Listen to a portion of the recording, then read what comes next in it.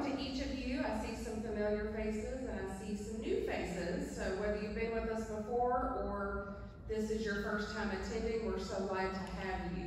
Very glad to have you.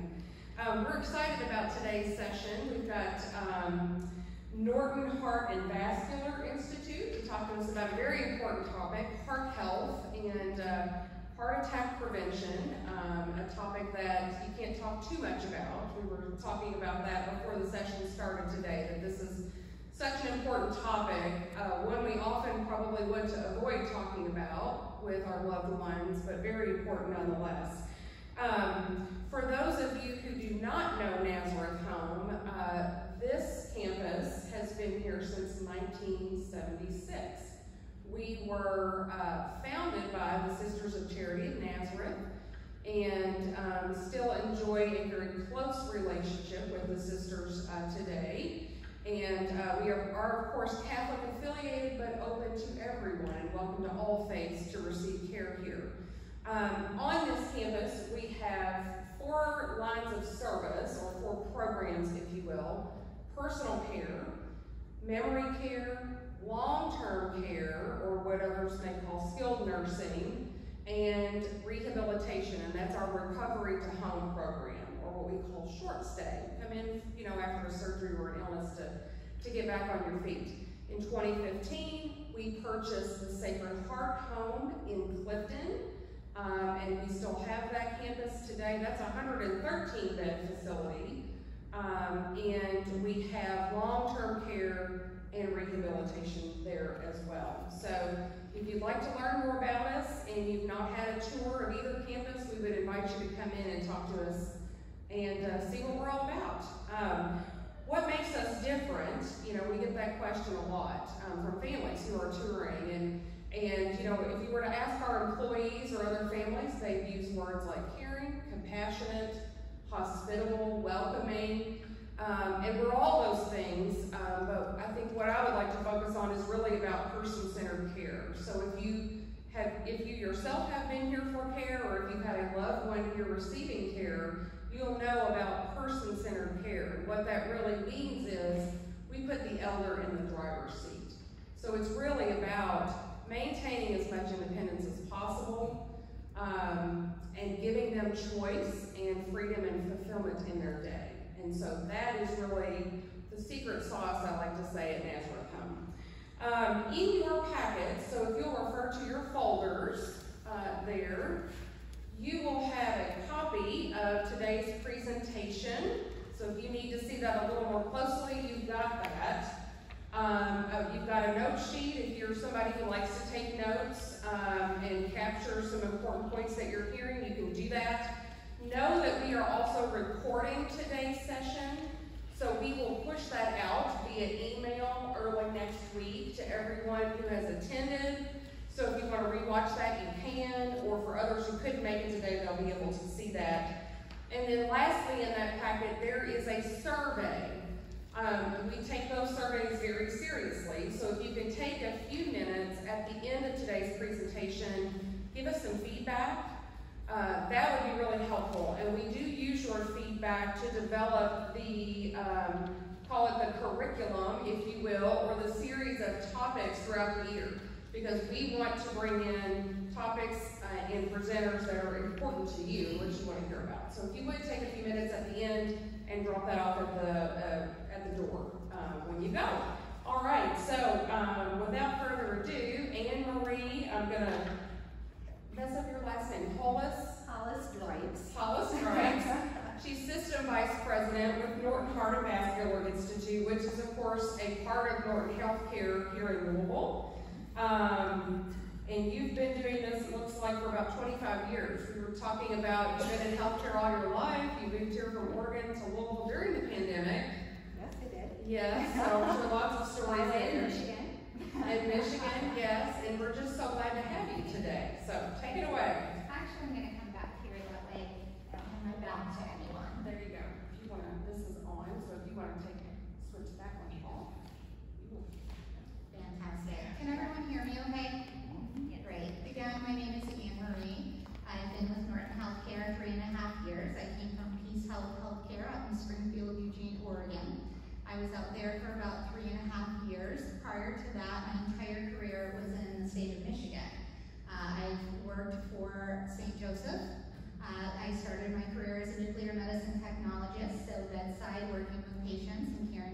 patients. Transitioned in my journey into leadership, worked for the McLaren Health System, and completed my journey in healthcare at Henry Ford Health System in Michigan before transitioning out. Again, I had the great pleasure of moving in October of 2020 in the middle of COVID. From the West Coast back to what we call the Midwest. I know that's a little bit dicey here. Some people say Louisville's the Midwest, some people say no, we're the South, so I just say I'm from Michigan. We go from there. So amazing welcome that I've had here in Louisville, in Kentucky. Again, Norton Healthcare has been a tremendous opportunity for me, and I'm very honored to be the representative here today for Norton Healthcare and Norton Heart Vascular Institute. So again, we talk about know your numbers. When you talk about cardiac care, again, it is very much about the numbers. You can tell based on cholesterol, which we're going to talk about today, your numbers, and what is normal, what is a little bit elevated, what is high. Some of you may have had an echocardiogram. When you have the echocardiogram and the physician is reading that, he's looking at your numbers. He's looking at the pressure on the valves from the blood that's flowing through it. He's looking at the measurements of the size of the vessels and the valves in your heart. So cardiac care is very, very much about know your numbers. So I'm going to focus a little bit today on knowing your numbers, really looking at cholesterol and blood work. So heart disease is still the #1 cause of death for men and women in the United States. It is still higher than incidences of cancer. So again, we always talk about the brain-heart connection, and if one or the other isn't working, life really is not sustainable. And so it's important that you have those numbers and you understand those. Again, still about 1 person dies every 33 seconds from cardiovascular disease. Now, when we talk about cardiovascular disease, people think heart attack, somebody died from a heart attack, but people can have heart failure. Could you speak up? Oh, sorry, people can have heart failure as well. So it's not just dying from heart attacks. Heart failure, people have that disease as well. You can have vascular disease where, again, if you have hardening of arteries, if you have blood clots in your legs that can move to your lungs, move to your heart, that's vascular. That's causes of incidence of death as well. So when you talk about dying from cardiovascular disease, there is a multitude of disease states that encompass that when we talk about that. Now, high cholesterol, again, it causes dangerous accumulation of deposits in the walls of the arteries. Obviously, you have your veins in the arteries that are your main highway system that have the blood flow into your heart, out of your heart, into your lungs, out of your lungs, up into the brain, carrying oxygen, taking away carbon dioxide, and it's all very important. Again, when you're born, the pipes are open, everything is flowing. As you continue to grow, there are multitudes of factors that can contribute to why arteries may become clogged or they may harden. And those can happen throughout various stages of your life.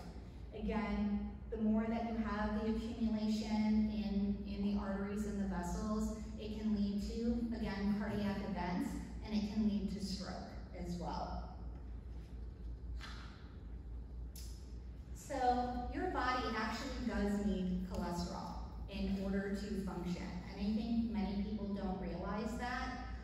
You hear those good cholesterol, bad cholesterol, why do we have cholesterol? It actually is a vital component for your body to function properly. Again, it's to build cells, it involves your hormones as well. It's actually developed by your liver. Your liver is also your largest organ to filter toxins and other things out of your body. So it serves your dual purpose of creating what your body needs, but also flushing out and cleansing and filtering what you don't. The remainder of cholesterol, unfortunately, comes from what you eat. So I always like to say, growing up in Michigan, we have the Midwest diet. Everything was usually fried, or it had chili on it, like coney dogs, chili fries, some of my favorite foods, or it had green meat. So again, when you look at incidence of heart disease across the country, it is very much localized. I will tell you, moving to Oregon and the way that people eat and can live and their lifestyle in Oregon and California is extremely different than it is on the East Coast. So it is very much regionally based incidences of cardiovascular disease. And it is very, very well documented because it is tied to foods and the way that you eat. Again, meat, meaning red meats, poultry, dairy products, whole dairy products. I spoke to a homeopathic physician, and we were talking about milk and dairy. And he said, you do realize that humans are the only species that actually drink another species' milk. We drink cow milk. Other animals don't do that.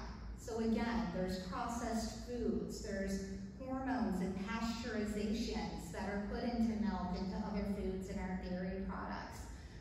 Again, if you ever went to a dairy farm and they're skimming the cream off the top, and then you see the 2% and the low fat, and those are all processed. So that is not natural except for that whole milk. And so that's what we're consuming as humans in our bodies, and that affects the way that our body is working.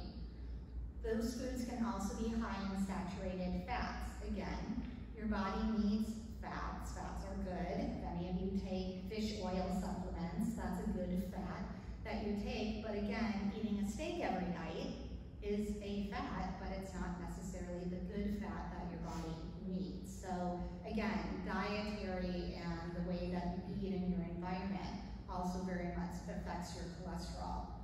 The foods that you eat can lead to an unhealthy level. Now again, cholesterol does not have a symptom. So you may or may not ever know that you have high cholesterol because it's not like high blood pressure. High blood pressure, people get flushed, they get headaches or migraines, or there's tightness or squeezing in the chest, and you're like, something's going on, something doesn't seem right.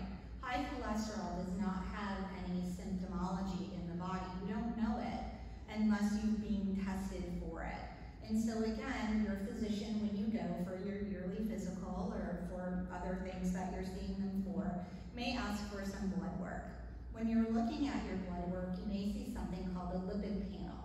The lipid panel is what is specifically looking for those cholesterols. Again, your total cholesterol is your good cholesterol, bad cholesterol component in total. Your HDL is your good cholesterol.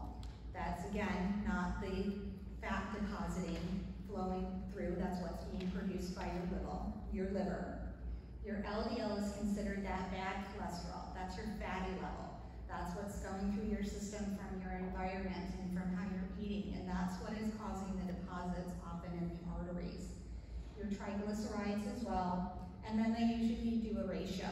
The ratio is your calculation of total cholesterol divided by your good cholesterol to see what your levels are.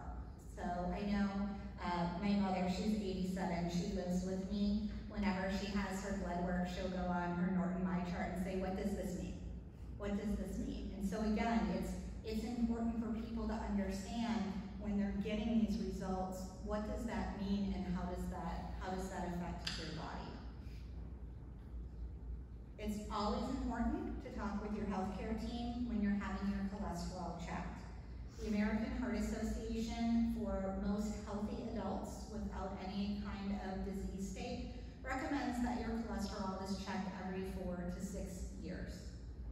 Individuals with heart disease or other comorbidities, if you have liver disease, kidney disease, things like that, again, your doctor as the clinician will monitor it much more closely. They can monitor it on a yearly basis, 3-month, 6-month, or 9-month basis because they want to track.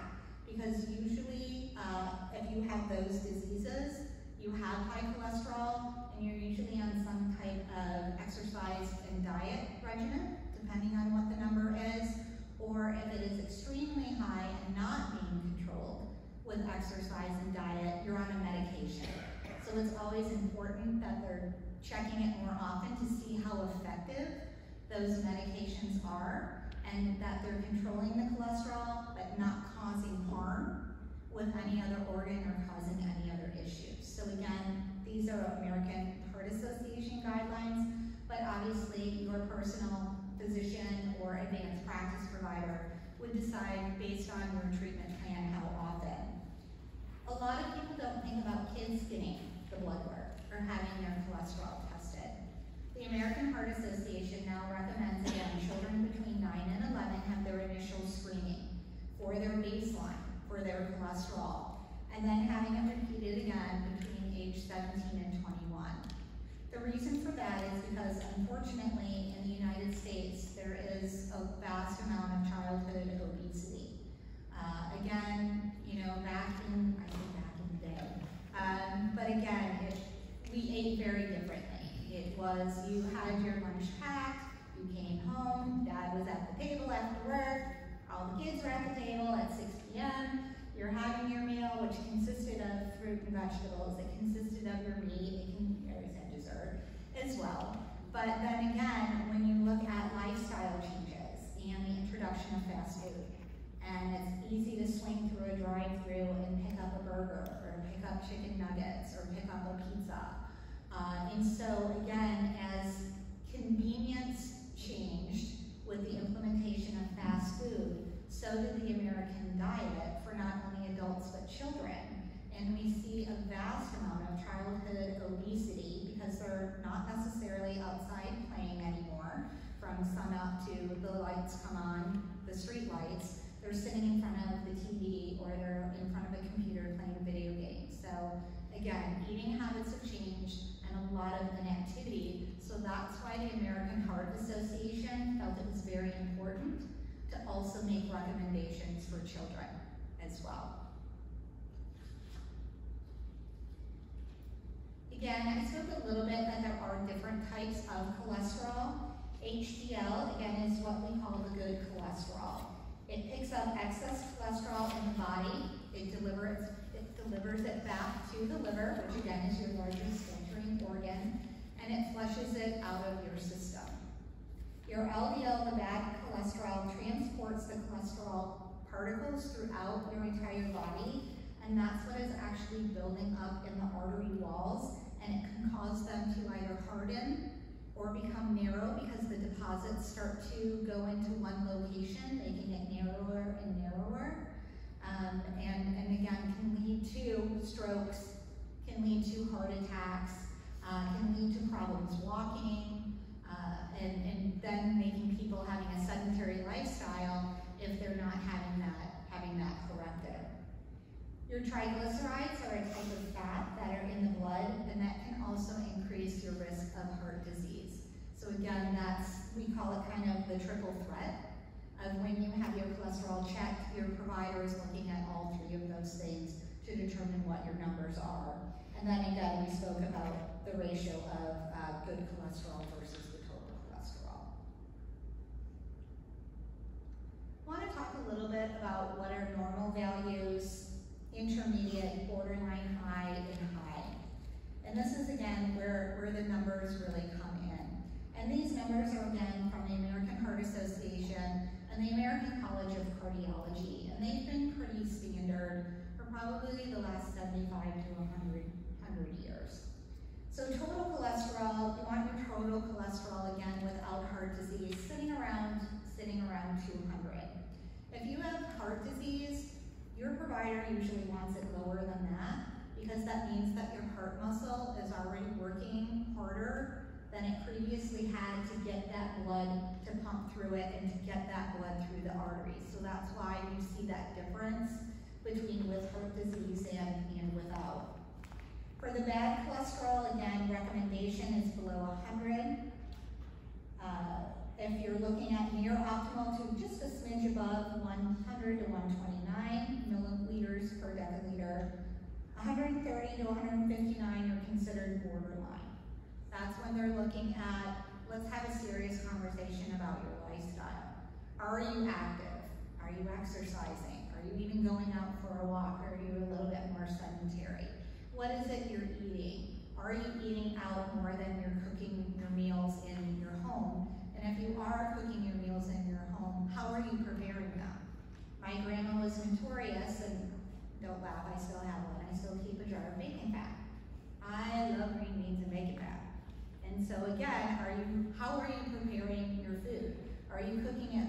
olive oils? Are you cooking it with peanut oil, canola oil? Are you cooking it with butter, which my Polish grandmother loved to cook our pierogies in butter? Or are you like my Bohemian grandmother who had the bacon fat and that was the best, and I think that one. So again, it's all about how are you preparing your meals, because that does make a difference.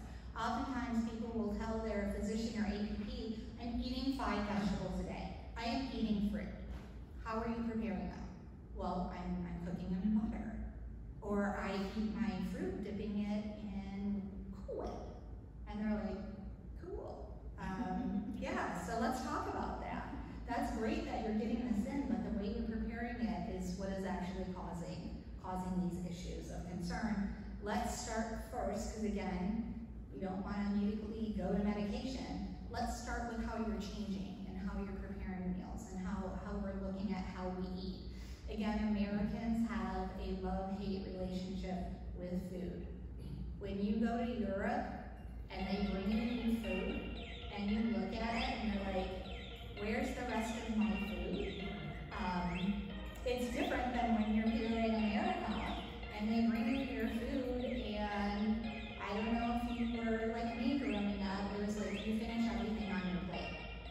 And so you do, and it is massive, massive portions.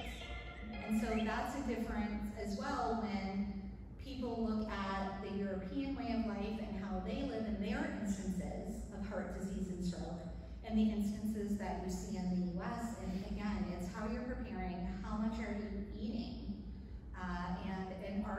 and are you walking? We're usually in cars. We don't have a lot of walkable cities, where the cities in Europe are very walkable. And so we're always in cars. We sit a lot. We sit at work. We don't stand at work unless you're doing something that is physical in construction or bedside nursing or things like that. So all of those are external contributing factors that again is a first line of defense. How do you change those instead of immediately going to medication? But yes, ma'am. Do the values as to what's acceptable change as you age? So are the values that are acceptable for a 30-year-old the same as for an 80-year-old? Thank you. That is an excellent question. No, they do not change with age. They should always remain the same, because the higher your number is, whether it be with cholesterol or your triglycerides, that means the higher your number is of the bad cholesterol, that means the higher number of fat and particles are moving through your body and not being filtered out. So that is an excellent question. Those numbers do remain a constant throughout your entire life. Yes. Yes. And I will tell you, my mom's cholesterol is better than mine. And again, once you hit around 160 to 189, that's considered high. Now again, some people, due to other issues, are not able to exercise or be able to do certain things. And so that is where a physician or an advanced practice provider would then recommend a medication to control that. Again, that's where you get into the stage where you're monitored more closely. Anytime you introduce anything to your body, such as a medication, it can affect other organs. It can affect other things within your blood. And so that's why we usually have these blood values checked more often than the recommended 4 to 6 years. It can be every year, or even more than that. Usually if you're started on a cholesterol medication, you usually have it monitored within the first month, because again, they want to see that level. They want to see how you're feeling, because sometimes it can cause lightheadedness, it can cause dizziness, it can cause headaches.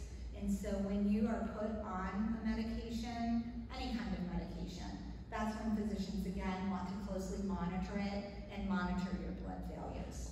So that's your bad cholesterol. That's what isn't really being filtered out through the liver, and it's making those deposits through your vessels throughout your body. Now your triglycerides, again, those are fats. We have our ranges for those as 150 as your normal. Again, less than 100 is optimal when you have that heart disease. They want it lower because you're already diagnosed with having some kind of, again, hardship on that heart muscle that is pumping 150 to 199, mildly elevated, 200 to 499, moderately elevated, and greater than 500, again, severely elevated. Just continuing with that, again, your HDL specifically can be measured and separated out from your total levels. They look at above 40 milligrams per deciliter for men, and the good cholesterol should be above 50 for women. One size does not fit all. There is a difference between men and women when you are looking at your health care. Again, I'm a huge advocate for women and women in healthcare because we do function differently. And numbers for women should be different than they are for men. Overall body mass index for women is usually less than men. Again, our organs are slightly different in size than men, so our numbers should be different. So it's important when you are talking with your healthcare provider, again, to make sure that any concerns that you have, that you are expressing, again, understanding of one size does not fit all. And that's another point on that. So individuals with heart disease, again, your healthcare team is going to determine your optimal level. Once you've been diagnosed, then that's where it's no longer necessarily a team sport. And it's really individualized care for you, based on what you have going on, not just with heart disease, but do you have peripheral vascular disease? Do you have any kind of neurological disease that you've had? Even any kind of orthopedic. If you have back pain has been shown to change hormone levels, and because you react to it in a different way. And so once you have been diagnosed with heart disease, that's when it's really important that your provider is focusing in on you and what works for you as an individual. Again, looking at your total, we spoke about that, 150 bad cholesterol, we want below 70, triglycerides, as in the previous slide, around less than 100, above 40 for men, 50 for women, and again, that calculated ratio. So the American Heart Association, again, recommends the 3 C's. So knowing the 3 C's is A, checking your cholesterol, changing your diet and lifestyle first to help improve your levels before going immediately to medication, and then controlling and really working as a partner with your healthcare professional. Again, depending on your numbers or the progression of your disease, diet and exercise may not be enough, and you may need to have supplemental medications to help control that as well. Again, the last thing that we want is for it to be so elevated and uncontrolled that that does lead to heart attacks, it does lead to stroke, because what that means is that those fatty deposits have built up so heavily that it's completely occluded and closed off those arteries. That's usually when you're going in and they're doing endarterectomies, so they're going into the carotids up into the brain to clear, so that there's a complete opening for blood flow to and from the brain, or you're having a heart cath where they're putting in a stent to open up and hold those vessels open, again, so that that blood can start flowing freely. So there are some factors that you can control, and there are some that you can't. So we'll start with the ones that you can control. Again, as I've mentioned multiple times, and it's kind of funny because I don't even exercise, but just don't. Activities. So regular exercise, at least 30 minutes on most days. Optimal would be 150 minutes per week of moderate intensity, or aerobic, about 75 minutes per week of vigorous exercise.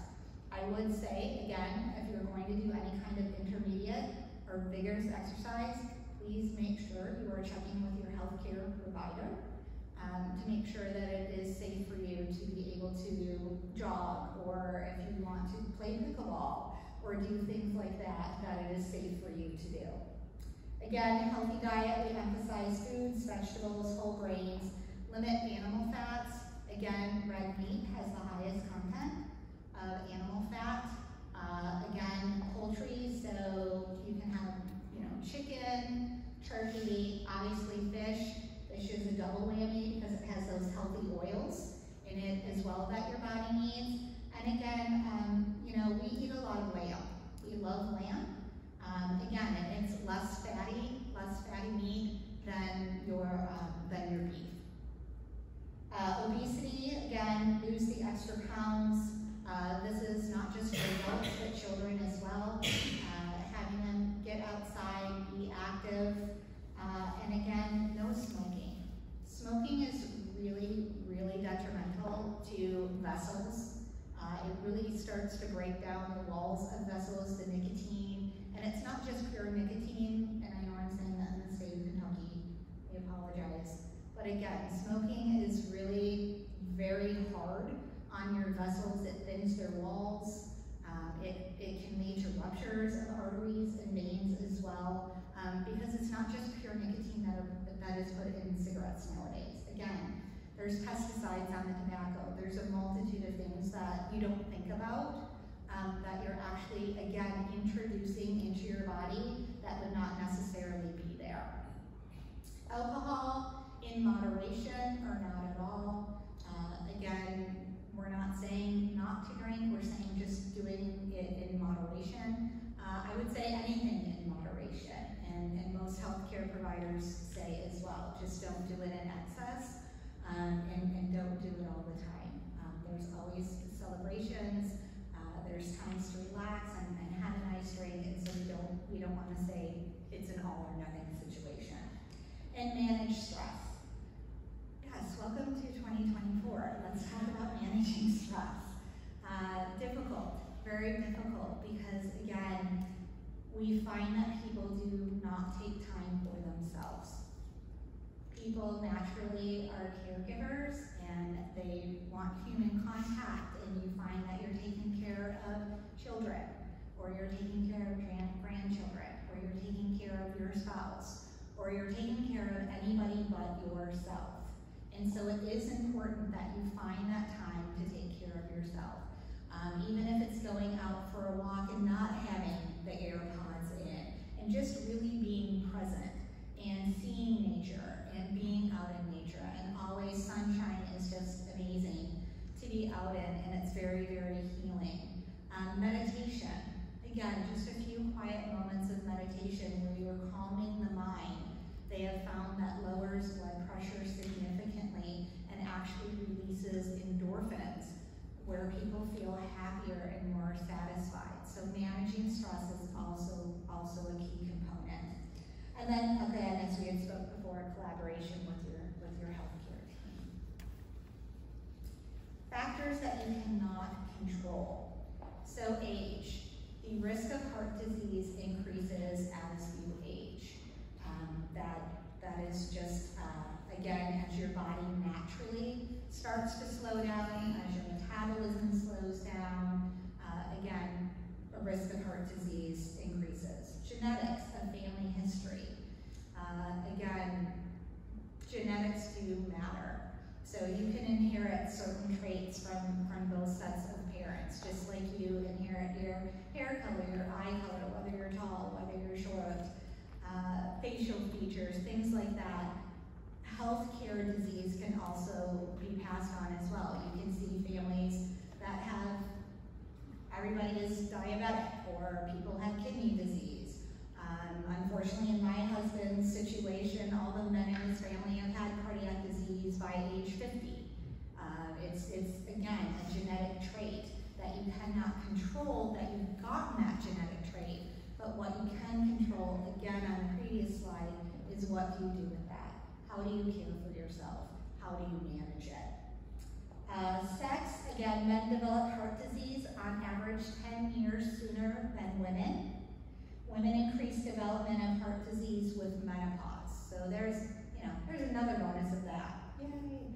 So again, as your body is changing, as your hormones are changing, risks of disease states also increase. Ethnicity, people who are of Asian, Indian, Filipino, African American, Japanese, and are predisposed at a higher level of heart disease, which is an interesting fact that has been studied. Obviously, diabetes, controlled and uncontrolled diabetes, that is also a very high contributing factor of developing heart disease, and then once you've developed it, how quickly that heart disease progresses. Liver disease, again, largest filtering organ in your body. It's extremely important to get those toxins and things out of your body through the liver, and then as I spoke about, kidney disease as well. I want to shift gears a little bit and talk about a healthy diet. Again, a variety of fruit and vegetables, foods in low and saturated and trans fat. Again, we talked about that whole milk versus skim versus 2% versus low fat milk products. Use of plant-based milk, always a good alternative. Your oat milk, again, your soy, your almond milk as an alternative in your cereals, in your coffee. Usually people like to hide the taste of it in something else or when you're cooking, using that. Another component, skinless and lean meats. Again, here we are, Kentucky Fried Chicken. People love Kentucky, I had it the other night. I'm like a horrible representative for heart disease. I haven't had it in a long time though, it was super good, it was extra crispy. But normally, again, it's your skinless, it's your chicken breast, it's your turkey breast. Limitation of red meat. So if you're having a red meat, don't have a tomahawk steak. Have a smaller 4 or 6 ounce piece of meat and supplement your hunger with those vegetables, with beans, legumes, those types of things. Again, bread. People love bread. People love carbs. Again, that's totally okay in moderation. Whole grain bread, cereal, pasta, your brown rices. Fish, we talked about fish, your salmon, trout, albacore, tuna, sardines. Again, it's those good fats if you're not taking a fish oil supplement. Plant-based sources of protein. Again, the healthiest diet is the highest protein diet. Our body, again, for muscle strength, when people say, as I age, my muscle strength has gone away, my muscle mass has gone away, that's a depletion of protein in your diet and in your body. So how do you supplement and have a high protein diet to keep that? Again, you can have beans, peas, lentils, quinoa, tofu, nuts, seeds, along with that meat pairing. A lot of people, again, drink Ensure, or they drink Fairlife, or they drink various protein shakes. They're very low in sugar, but they're high in protein. You would think that, oh, I eat throughout the day, I must get enough protein. Personal story, I went through Norton's weight loss management program. And one of the things that they taught me is that you should have, at minimum, 90 grams of protein a day. I was nowhere near. I didn't eat breakfast, I didn't eat lunch, I ate dinner. I ate a lot of dinner. I ate the greatest things throughout the day. So what I knew I needed was that dietary component to understand the eating and how to eat properly. Even though I was in healthcare, I didn't really get it. And so again, they talked about 90 grams of protein. Again, your 3 to 5 servings of vegetables, your 1 to 2 servings of fruits. And so I found that I actually could not physically chew that much protein. And so I find that I will have a protein shake for breakfast. I will have one for lunch, because at least that gets me to 60, because they're 30 grams per shake. And then my meats and dinners supplemented that. And that actually helped me right size not only my weight, but my blood values also improved. Because I went through this exact same thing. And so you think, oh, 90 grams, that's not a lot. Sure, I can eat 90 grams, but when you started looking at things and what was actually in it, I was so far below it that I was not even close. And so then understanding that from working with that dietitian, it again has helped me understand what I was lacking internally that was causing the issues that I was having. So that's important. How many grams of protein did you say? 90. That's what I thought you said. 90. Yes, that the average adult should have 90 grams of protein a day. less than 40 grams of carbs. I was very opposite. Very. Less than 40 grams of carbs, and they said, really, less than 15 grams of sugar. Does anybody know how many grams of sugar in a jar of Prego spaghetti sauce? I do. It can be up to 12 in a jar of spaghetti sauce.